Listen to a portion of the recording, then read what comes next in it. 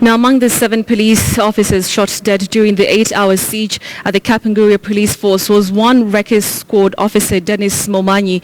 Through him, Zindzi Kibiku paints a picture of what the rather secretive arm of the GSU service is like by talking to a security expert who has knowledge of how the recce squad operates. Take a look. Many look forward to that one perfect day when they say, "I do." For Dennis Momanyi, his big day arrived. The smile on his face and that of his groomsman says it all. But for Dennis, this would only last just a few months. Dennis was among the 7 soldiers Kenya has lost on the forefront line of service. Messages on the recce squad Facebook page flooded with condolence messages, many referring to him as a hero. One reads, "The government must ensure his sacrifice was not in vain. His widow wife must be taken care of now and always." Byron, talk to me about what happens in the mind as you guys are facing combat situations. What happens? Okay, no straight answer. This is it. If you look at a combat situation where there's a firefight, a lot of things do go through the operators' minds, and differently, of course. This is due to the fact that people are obviously different. So you have a character that is obviously different across the board. So the people who deal with stressful situations differently, they deal with potentially catastrophic situations differently. They deal with fear differently.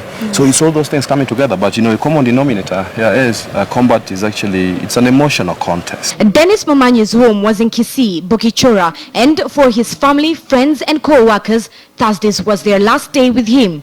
And just like in the past instance with Kenya's terror attacks, this has left an empty place in their loved ones' lives. I think sometimes we tend to forget, the police officers and soldiers, that first they're human beings. Absolutely. They have feelings, they have families that they've left behind in order to go serve the country. Yeah. If you had most families that come out talking about their gallant soldiers and possibly policemen. It's with pride. It's with pride that they paid the ultimate price.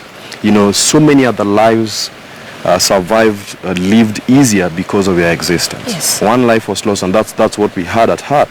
That if you were to go out there and lose only one, and possibly help so many other Kenyans behind, within the borders, live easier and possibly feel a lot more enthusiastic going through life, then so be it. I'm curious to find out. Yes.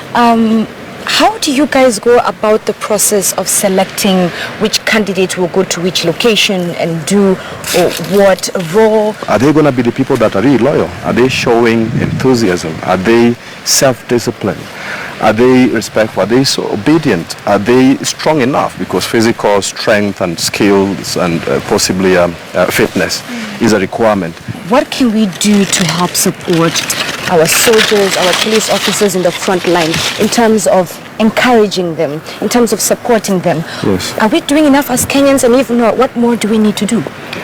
Not pessimistic, so I'd say we are doing something, but I'd like to say it's not enough. There's a lot more to be done.